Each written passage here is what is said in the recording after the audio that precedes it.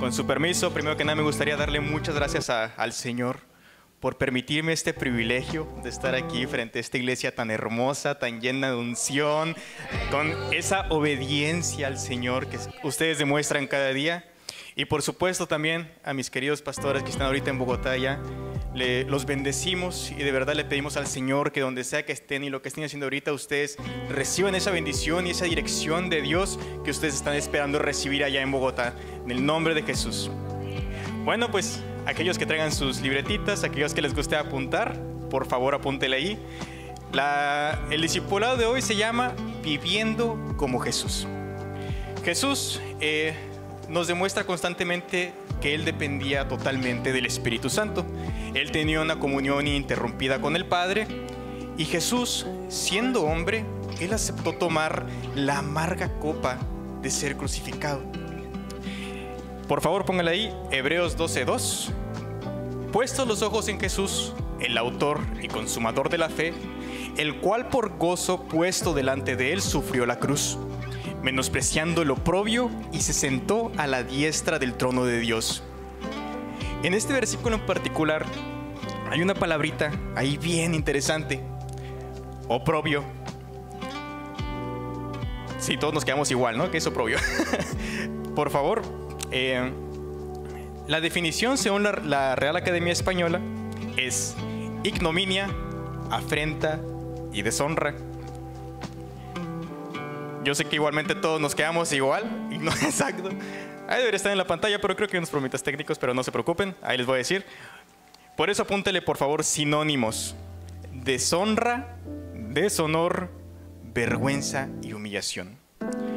¿Por qué es tan importante conocer la definición de esta pequeña palabra?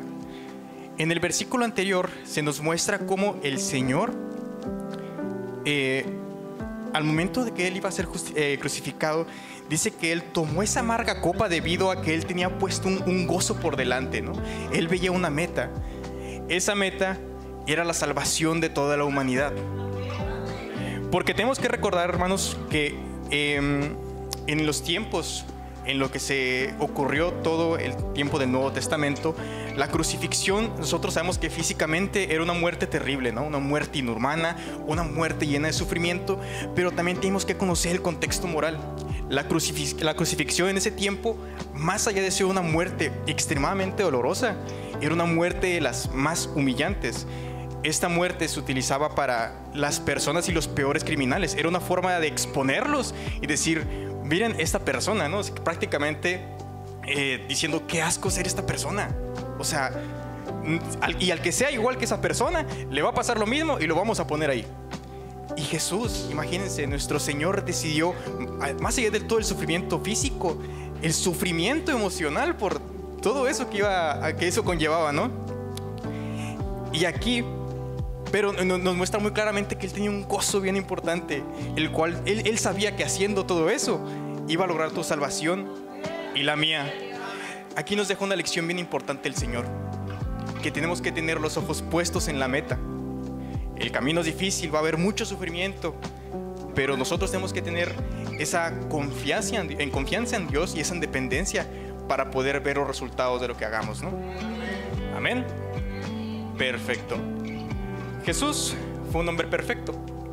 En Jesús nos mostraba cómo se manifestaba la naturaleza de Dios por medio de una vida humana íntimamente relacionada con la humanidad. En Juan 14, 9, 10, esto ocurre poquito después de que el apóstol Felipe le pregunta a Jesús. Le pregunta y le dice: oye, pues muéstranos al Padre, ¿no?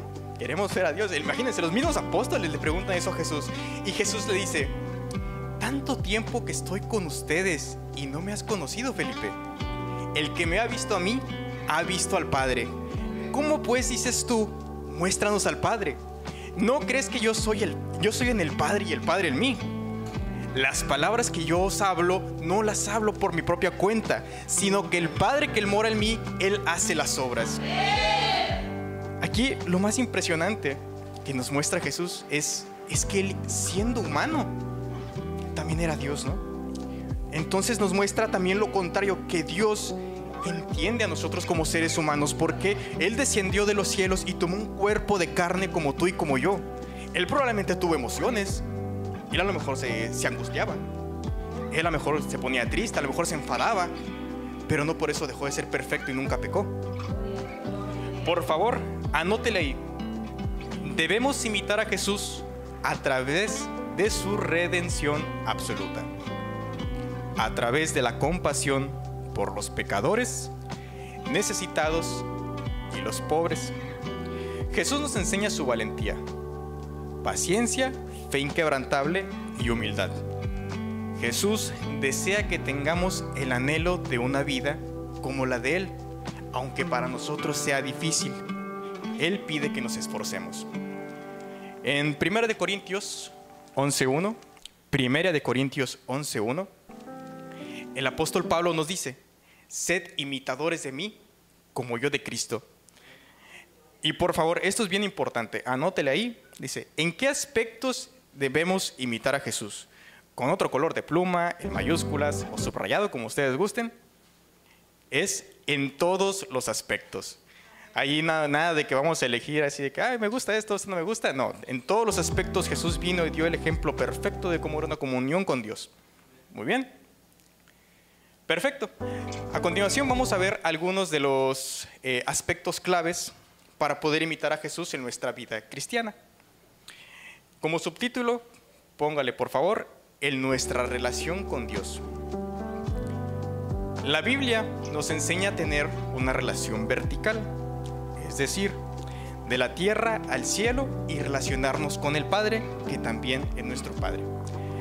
En este pequeño concepto vamos a ver dos palabras bien interesantes. Va a ver lo que es la relación vertical, que es la relación de la tierra al cielo con nuestro Padre, y la relación horizontal. Esa relación se va a referir a la que tenemos con las demás personas. Muy bien. Primera de Juan 3:1. De hecho, este se titula Hijos de Dios, este pequeño versículo.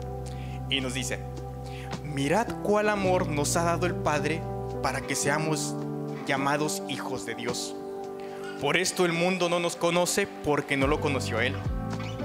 Aquí el apóstol Pablo nos hace una invitación bien interesante, ¿no? Lo primero que dice: miren, o sea, reflexionen sobre el amor tan inmenso que tiene el Padre con ustedes, ¿no? Es como que, wow, para que incluso puedan ser llamados hijos de Dios. Imagínense, nosotros siendo pecadores, nosotros estando en la condición que nosotros estábamos, el mismo apóstol Juan nos dice: reflexionen, dense cuenta, ¿no?, de qué tanto los ama el Padre, para que no solo eso, sino que el Padre diga: los amo y a ustedes también pueden ser llamados mis hijos, ¿no? Y también nos refuerza algo bien impresionante: nuestra identidad, que nosotros somos hijos de Dios. En las palabras y las acciones de Jesús se revelaba la relación tan íntima que Él tenía con el Padre.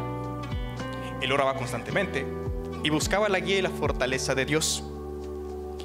En el huerto de los olivos, Él se puso a orar. Esto fue poco antes de su arresto, de todo lo que le iban a hacer, de que lo torturaran, y poquito antes de que Judas lo traicionara. Juan 22:42 nos dice: Padre, si quieres, pasa de mí esta copa, pero no se haga mi voluntad, sino la tuya. Juan 22:42. No, Juan. Bueno, ahí lo buscan. Ahí discúlpenme. Bueno, este versículo es muy impresionante porque dice: Padre, si quieres, pasa de mí esta copa. Aquí se nos deja ver esa naturaleza humana de Jesús, ¿no? Él está diciendo: yo no quiero, ¿no? A lo mejor en ese momento, porque Él sabía todo lo que le iban a hacer después. Él sabía y le daba ansiedad, probablemente. Tal vez sentía temor, tal vez sentía tristeza. Pero, ¿cómo nos dice? Que no se haga mi voluntad, sino la tuya. O sea, esta es una masterclass de cómo orar correctamente. Y dos cosas, también nos deja cómo nos deja clara su comunión con la naturaleza humana, lo que vimos ahorita. Y también demostraba esa confianza absoluta que Él tenía con el Padre y su dependencia con el Padre. Él, a pesar de que sabía todo lo que le iban a hacer, cómo primero deja claro que no se haga mi voluntad sino la tuya, porque sabía que él, siguiendo la voluntad del Padre, iba a obtener los mejores resultados. ¿Y cuáles fueron esos resultados? Nuestra salvación. Esto es bien importante para cuando nosotros oremos.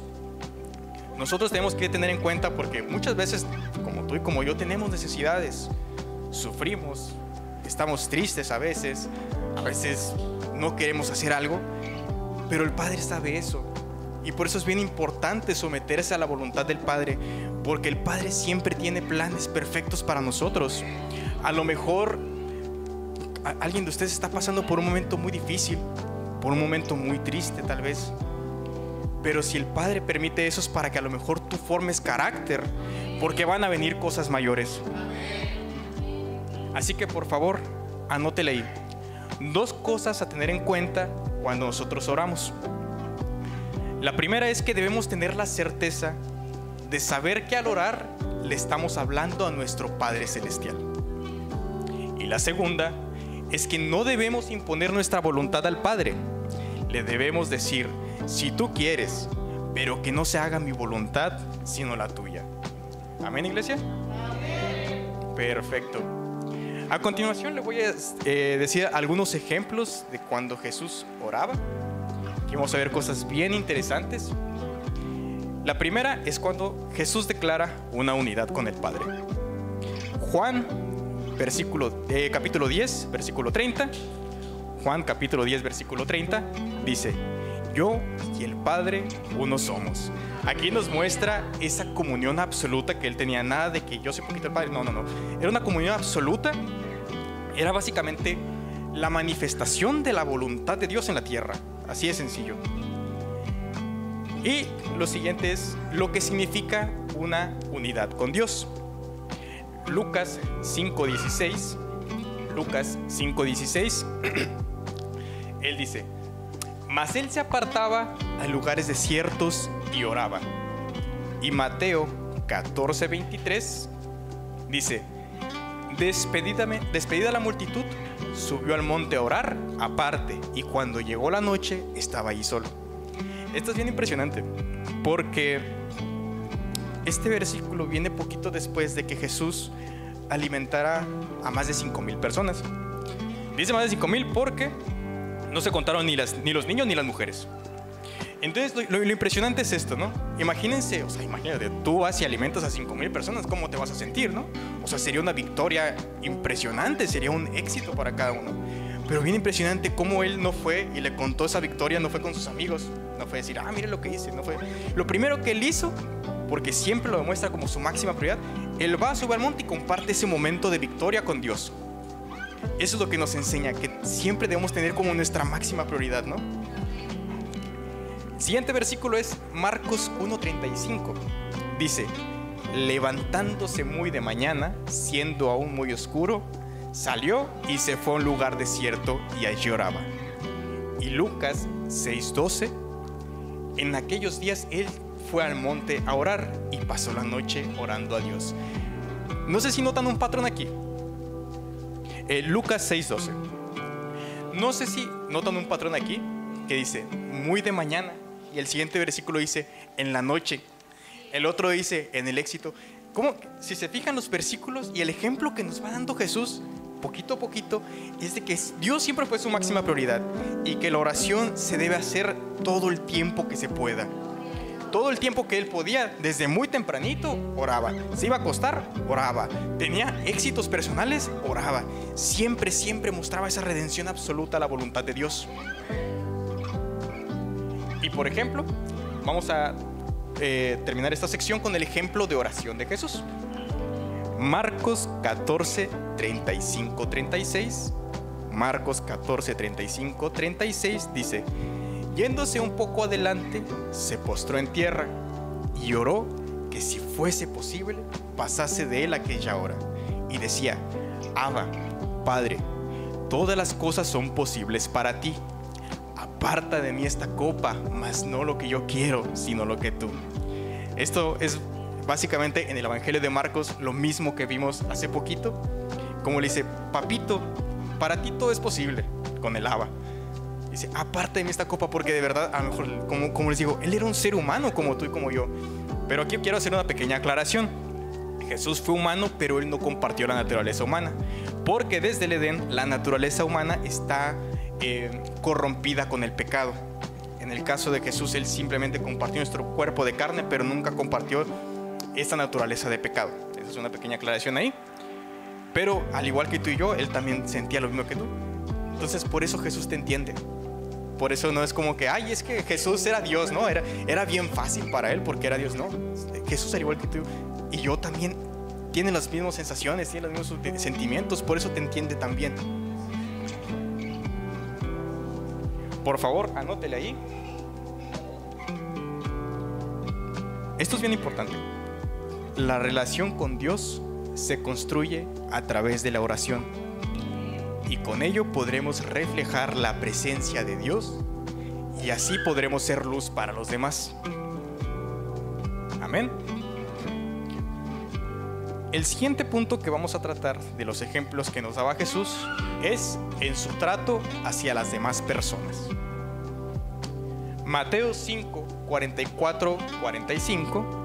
Mateo 5, 44, 45 nos dice: pero yo os digo, amad a vuestros enemigos, bendecid a los que os maldicen, haced bien a los que os aborrecen, y orad por lo que os ultrajan y os persiguen, para que seáis hijos de vuestro Padre que está en los cielos, que hace salir su sol sobre los malos y buenos, y que hace llover sobre justos e injustos. ¿Qué nos manda hacer el Señor?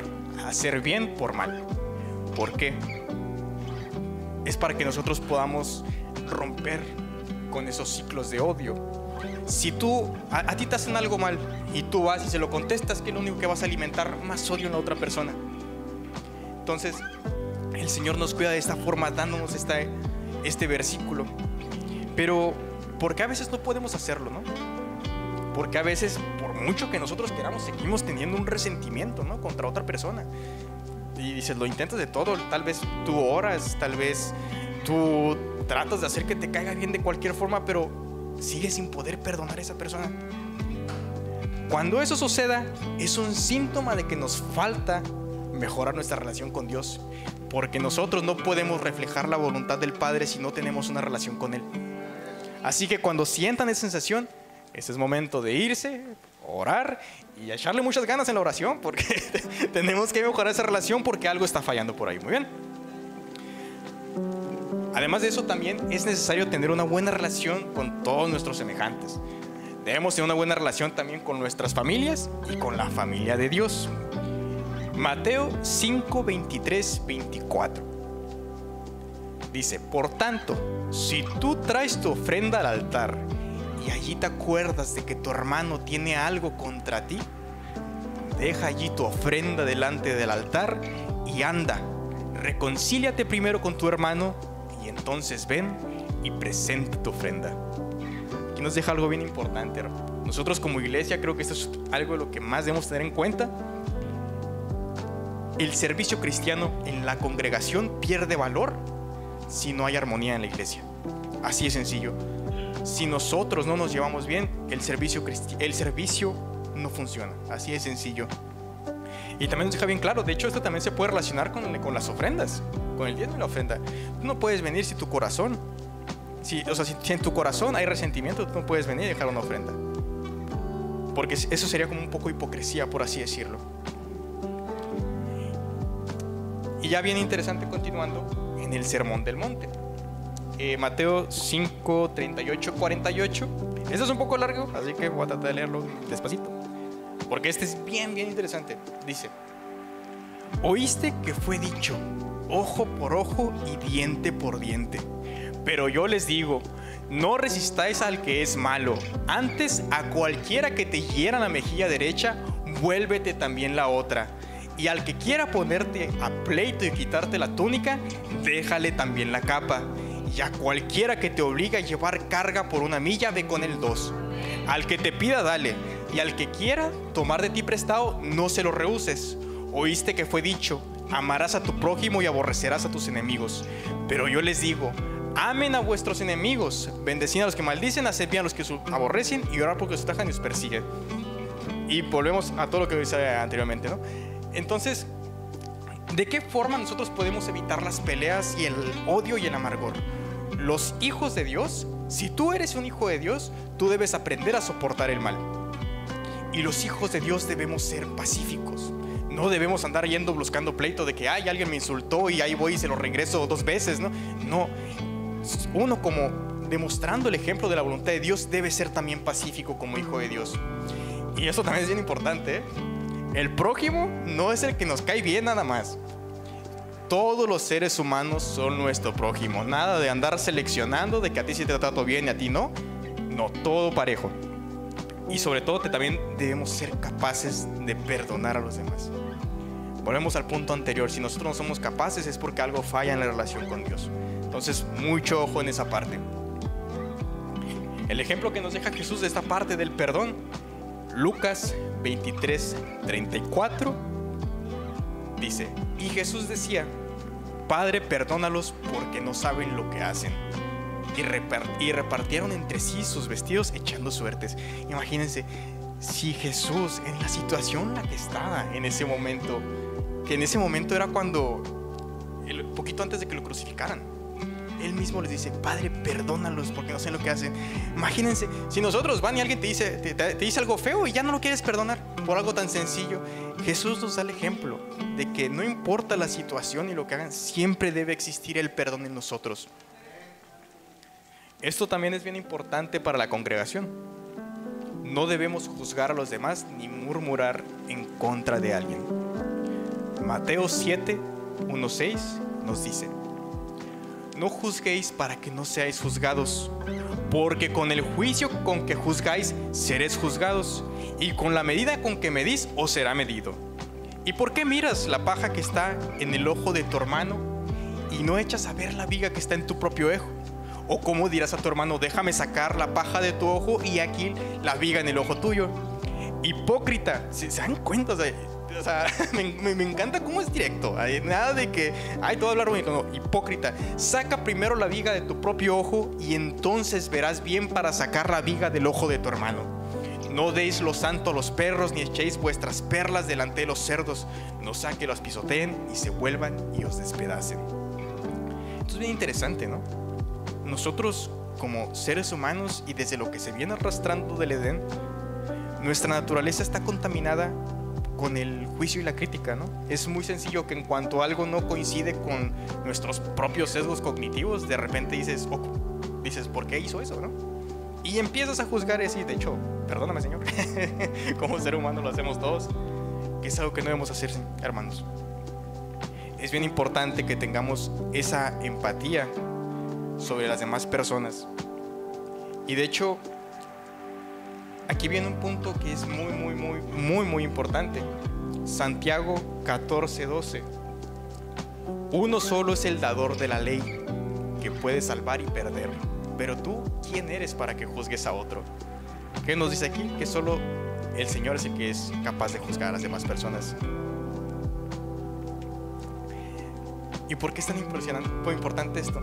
Cuando tú juzgas a otra persona, sin querer, lo que tú le estás diciendo a esa persona, le estás diciendo: ¿sabes qué, Dios? Apártate, porque yo voy a tomar tu lugar y yo voy a juzgar a la otra persona. Sin querer nosotros le estamos quitando el espacio a Dios. O sea, ¿se dan cuenta de la gravedad del asunto de murmurar contra alguien más? No es simplemente que lo juzgas y ya no, simplemente sin querer dices al Señor: apártate porque aquí voy yo, ¿no? Básicamente. Entonces, por eso es bien importante. No debemos juzgar si queremos tener esa relación con el Señor. Muy bien. Aquí quiero hacer un pequeño paréntesis referente a esto. Y es una explicación de a qué se refiere el concepto de el mundo en la Biblia. A veces nosotros sin querer decimos: es que es del mundo. Ay, no quiero hablar con él, no me quiero juntar con él porque es del mundo. Pero si yo te pregunto, ¿qué es el mundo? ¿Qué quiere decir el mundo en la Biblia?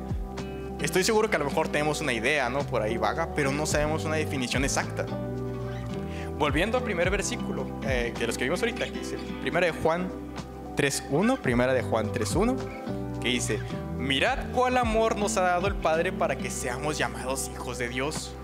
Por esto el mundo no nos conoce, porque no le conoció a Él.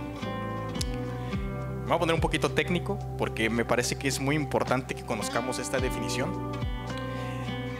El apóstol Juan utiliza una palabrita griega para referirse al mundo, que quiere decir cosmos. Esta palabrita puede tener dos significados. Puede tener el significado de referirse al universo, o dependiendo del contexto también puede referirse al entorno moral. Entonces lo podemos definir así. La palabra cosmos no se refiere al planeta Tierra, sino al sistema de valores, creencias y prioridades de la humanidad que vive en rebeldía y desobediencia a Dios. ¿Por qué es tan importante esto? Porque el Señor constantemente nunca nos dice de que vayamos y juzguemos a lo que no son como nosotros, que dicen, ay, es que, y lo he escuchado muchas veces, de que, ay, es que es del mundo, ay, es música del mundo, ay, este es el mundo, y casi lo hace de forma indirecta, como si le diera asco, ¿sabes? Hablar del mundo. Pero de hecho esto es una revelación que me dio mi esposita justo platicando con ella, que en el versículo Juan 17, 14, 16 dice: yo les he dado tu palabra y el mundo los aborreció, porque no son del mundo como tampoco yo soy del mundo. No ruego que los quites del mundo, sino que los guardes del mal. No son del mundo como yo tampoco soy del mundo. ¿Se fijan cómo el Señor siempre nos insta a que nosotros, no juzguemos a las demás personas que no pertenecen al cristianismo, sino que al contrario, nosotros seamos esa luz para esas personas? De hecho, está súper claro en el Sermón del Monte. Mateo 5, 14, 16 nos dice: vosotros sois la luz del mundo.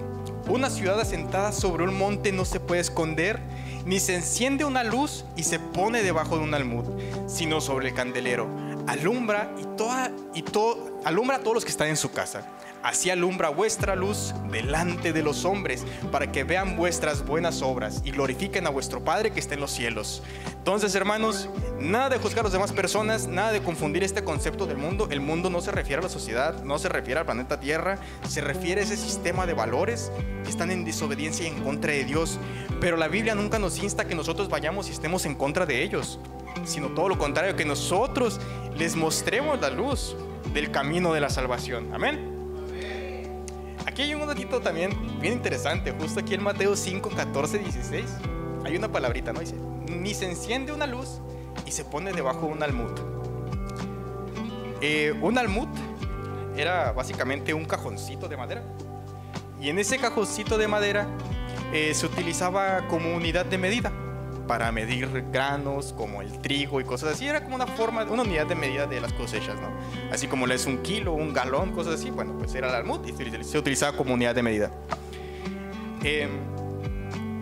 Esta también fue nuevamente con mi esposita una pequeña revelación, ¿no? Dice: no se enciende una luz y se pone debajo de un almud. Si tú tienes una llama y esa llama la tapas, ¿qué pasa con esa llama? Exactamente. Entonces, ¿nosotros cómo nos llamamos? Avivamiento Yucatán. Nosotros necesitamos avivar esa llama. Nosotros no debemos permitir que nos apaguemos. Entonces, desde el puro hecho de nosotros mostrar la luz del mundo, es una forma de nosotros avivar nuestra propia llama del Espíritu Santo que está en nosotros y no dejar que se apague. Si tú eres testimonio del cambio que ha hecho Dios en tu vida y no lo muestras, ¿qué va a pasar contigo? Te vas a apagar. Así de sencillo. Y continuamos con el tercer punto: en su servicio. Debemos también imitar a Jesús en su servicio. Mateo 7:12. Así que todas las cosas que queráis que los hombres hagan con vosotros, así también haced vosotros con ellos, porque esto es la ley y los profetas. Esto de verdad es muy sencillo de entender. Si tú quieres que hagan algo contigo, tú también debes hacerlo. Aquí nada de tomar atajos, ¿no? De que yo solo quiero que tú me sirvas a mí, que me sirvas a mí, que me sirvas a mí, no. Porque imagínense, Jesús dejó su posición privilegiada de ser Dios omnipotente y vino a la tierra y vino a servirnos a todos nosotros. ¿Cuánto más nosotros debemos seguir su ejemplo sirviendo a las demás personas? Juan 13, 34, 35 nos dice: Un nuevo mandamiento les doy, que se amen los unos a los otros, como yo les he amado, que también se amen los unos a los otros. En esto conocerán que son mis discípulos, si tuvieran amor los unos con los otros. Si quiero reflejar a Jesús en mi vida, tengo que sacrificar mis propios deseos para poder servir a otros.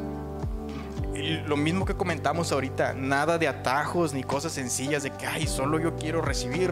Y ¿sabes qué, hermano? Tú tienes una necesidad. Ah, no, ahorita no puedo. No, debemos de poder sacrificar ese tiempo en nuestras necesidades para poder seguir el ejemplo que Jesús nos dio. Filipenses 2, 5, 8 nos dice: haya pues en vosotros el sentir que también hubo en Cristo Jesús, el cual, siendo en forma de Dios, no estimó el ser igual a Dios como cosa a que aferrarse, sino que se despojó a sí mismo, tomando forma de siervo, hecho semejante a los hombres, y estando en la condición de hombre, se humilló a sí mismo, haciéndose obediente hasta la muerte y muerte de cruz. Esto es que aquí está lo impresionante. O sea, no solo vino del cielo y descendió, dejó su posición omnipotente y se rebajó a tu nivel y a nuestro nivel. Además de eso, a nuestro nivel todavía se humilló aún más para poder servir a los demás. O sea, se dieron cuenta de, o sea, el sacrificio que tuvo que hacer Dios por nosotros. Algo increíblemente impresionante. O sea, si tú eres, por ejemplo, imagínate tú ser un rey, y dices, ¿sabes qué? No, voy a lavarte los pies. ¿Cómo va a ser eso un rey? ¿Se dan cuenta? ¿Se dan cuenta del amor tan grande que tuvo Jesús al venir aquí y darnos ese ejemplo por ti y por mí?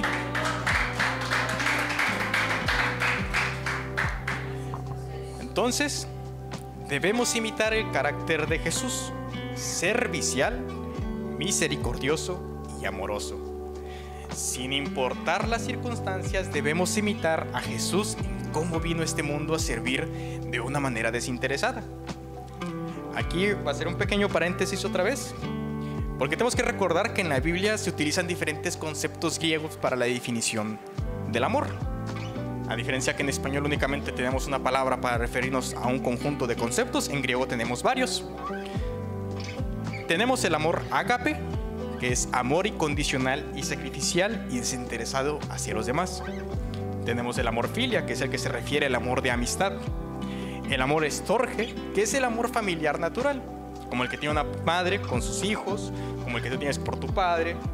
Y también incluso se puede extender a otros miembros de la comunidad. Tú tal vez tienes un vecino que lo quieres mucho, lo aprecias mucho, bueno, entraría dentro de ese concepto. Y el amor eros, que es el amor romántico y sexual. De entre todos estos, ¿cuál es el que destaca? Es el amor ágape, que es justo el que utiliza la Biblia para referirse al amor que tiene Dios con nosotros. Entonces, como conclusión de todo este pequeño discipulado, nosotros debemos imitar el amor de Dios y su corazón se debe ver en ti y en mí. Amén. Y ya, para terminar, me gustaría por favor dejarles, bueno, aquel que guste hacerlo, algunos versículos de tarea, donde hay incluso todavía más ejemplos de cómo se comportaba Jesús en la tierra. De amor incondicional, Juan 3:16. Compasión por los necesitados, Mateo 14:14. Perdón y misericordia, Lucas 23:34. Justicia y rectitud, Mateo 21:12. Humildad y mansedumbre, Mateo 11:29. Y ya con esto terminamos este discipulado, iglesia. Invito aquí a pasar a mi esposita Angie para la despedida. Y muchas gracias por este momento. Muchas gracias a Dios por permitirme compartir este pequeño ensayo. Y nada, muchas gracias, iglesia. Amén, gloria al Señor. Vamos a ponernos de pie, iglesia, para despedirnos. Te amo, mi amor, yo también. Gracias, Espíritu Santo, porque tenemos una iglesia, Señor, que está conforme al corazón de Jesús. Y eso es lo más importante. Si una iglesia está en conforme al corazón de Jesús, dice la palabra de Dios, y conoceréis que son mis discípulos cuando ustedes sepan amar el uno al otro. Y el amor, como bien acabamos de aprender, es un concepto general, no nada más a nuestra familia, no nada más a nuestro vecino, inclusive es extendido, ¿para qué? Para nuestra iglesia. Amén. Así que vamos a cerrar nuestros ojos y a decirle: Jesús, gracias. Gracias, Señor, porque tú viniste a esta tierra, Señor, en forma de hombre. Te despojaste, Señor, de tu reino, de la grandeza de estar, Señor, en el cielo, y veniste, Señor, te humillaste, Señor, en forma de hombre. Gracias, Señor, porque tú viniste a dar la mejor ofrenda, Señor, el mejor servicio, que es dar tu vida en la cruz por nosotros, sin merecerlo, Jesús. Gracias. Gracias porque hoy estamos aquí por ti y para ti, mi Rey. Nunca te apartes de nosotros, Espíritu Santo. Nunca te apartes de nosotros, Jesús. Acompáñanos, Señor, en esta vida, Señor, en este camino, Señor. Y que tu Espíritu Santo siempre nos sirva de guía y de esperanza para saber que un día, Señor, tú vas a regresar por nosotros. Gracias, Señor, en el nombre de Jesús. Amén y amén. Da un fuerte aplauso, Avivamiento.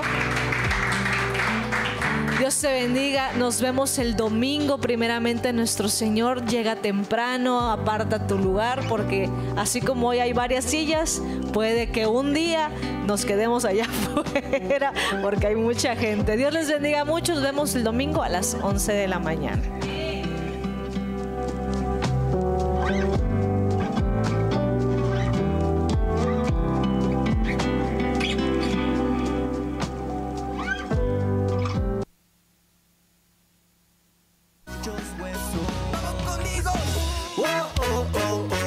Vivirá, Señor, no lo sé.